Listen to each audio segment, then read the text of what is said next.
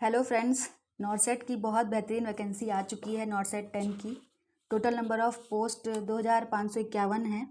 ठीक है, group B की ये वैकेंसी है। 4600 ग्रेड पे है और पे लेवल 7 है। अब आइए जानते हैं कि इसमें एज क्राइटेरिया, एलिजिबिलिटी क्राइटेरिया क्या है। एलिजिबिलिटी क्राइटेरिया इसमें है BSc honours nursing, BSc nursing, और इसमें आईएनसी और स्टेट नर्सिंग काउंसिल का रजिस्ट्रेशन होना चाहिए। ठीक है, अगर आपने पोस्ट बेसिक बीएससी नर्सिंग किया है तब भी आप इस फॉर्म को फिल कर सकते हैं। रजिस्ट्रेशन सबके लिए मैंडेटरी है। और अगर आप जीएनएम के कैंडिडेट हैं तो आपको कम से कम 2 साल का एक्सपीरियंस इसमें लगेगा 50 बेडेड हॉस्पिटल का। ठीक है, एज लिमिट जो है वो 18 से 30 साल है। फॉर्म की फ़ीस की बात कर लेते हैं जो कि थोड़ी ज़्यादा है। जनरल और ओबीसी कैंडिडेट्स के लिए 3000 रुपीज़ है और एससी एसटी कैंडिडेट्स के लिए 2400 रुपये इसकी फ़ीस है। ठीक है, प्रीलिम्स और मेंस की डेट देख लेते हैं। 11 अप्रैल 2026 को इसका प्रीलिम्स होगा। फर्स्ट स्टेज होगी सीबीटी की। ये एग्ज़ाम सीबीटी मोड में होगा और मेंस होगा 30 अप्रैल। बहुत ही कम समय रहेगा प्री और मेंस के बीच में। अब आइए हम कुछ इंपॉर्टेंट डेट्स जान लेते हैं नॉर्सेट 10 की। ऑनलाइन रजिस्ट्रेशन जैसे कि शुरू हो चुके हैं, हम सभी को पता है। क्लोजिंग डेट जो है 16 मार्च है। 24 फरवरी से फॉर्म शुरू हो चुके हैं। ठीक है, तो हम सभी को 16 मार्च तक फॉर्म भर लेना है, लेकिन हमें लास्ट डेट के लिए वेट नहीं करना है। उससे पहले पहले कई बार साइट नहीं चलती है, कुछ टेक्निकल ग्लिच की वजह से फॉर्म सबमिट नहीं हो पाता है, तो हमें 16 मार्च का वेट ना करते हुए फॉर्म को जल्दी ही फिल करना है। ठीक है, एप्लीकेशन स्टेटस एक्सेप्टेंस का हम 24 मार्च तक देख सकेंगे। ठीक है, करेक्शन विंडो भी ओपन होगी 25 मार्च से 27 मार्च के बीच में। अगर फॉर्म भरते समय कोई गड़बड़ हो गई तो हम उसको, करेक्शन विंडो जब ओपन होगी तो हम उसको करेक्ट कर सकते हैं। हालांकि फॉर्म को बहुत ध्यान से भरना है, बहुत उससे भरना है, लेकिन मान लीजिए अगर एरर हो गई तो करेक्शन विंडो ओपन होता है।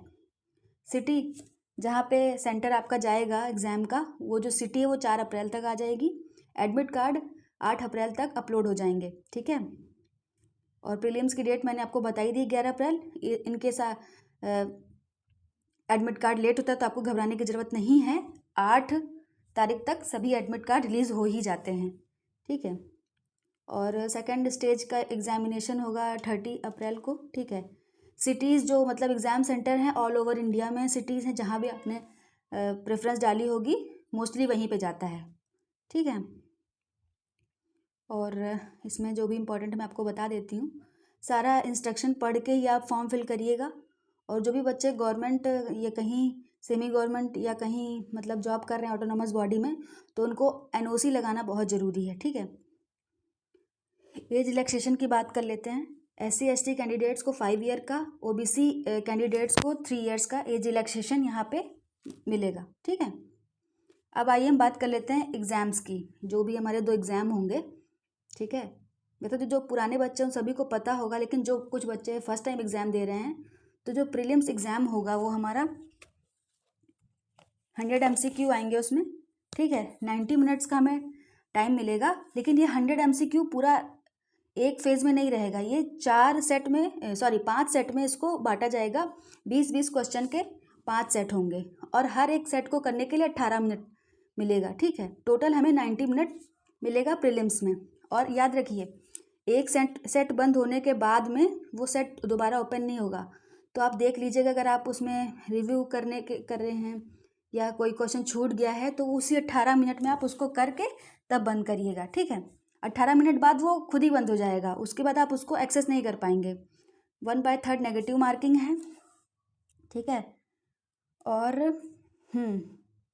ये रहा इसमें। ठीक है, अब हम मेंस की बात करते हैं। मेंस में 160 MCQ होंगे, 160 नंबर के। इसके लिए हमें 180 मिनट मिलेगा। ठीक है, और इसमें भी 1/3 नेगेटिव मार्किंग रहेगी। ये पेपर जो है 4 सेक्शन में डिवाइड रहेगा और 45 मिनट हर सेक्शन के लिए मिलेगा। वैसे जैसे प्री में था, प्री में क्या 18 मिनट था, इसमें 45 मिनट मिलेगा। और जो ईच सेक्शन होगा वो 40 क्वेश्चन में डिवाइड होगा। ठीक है, अब वैकेंसी डिटेल की हम बात कर लेते हैं। टोटल वैकेंसी मैंने आपको बताई ही थी कितनी है, ये देखिए साइड में लिखा हुआ है। 2551 पोस्ट हैं। इसमें डॉक्टर RML और ESIC न्यू दिल्ली सभी की पोस्ट ऐड ऑन हुई हैं। ठीक है, और जो भी आपके नियरेस्ट एम्स हो आप देख लीजिए उसमें कितनी पोस्ट है। ये बहुत बड़ा मोटिवेशन है फिलहाल। तो ये हम पोस्ट देख लेते हैं, इसमें सारी पोस्ट दी गई हुई हैं। और ये हमारा जिन लोगों को स्क्राइब का नीड होता है, ये उसका फॉर्मेट है, आप देख लीजिए, ठीक है।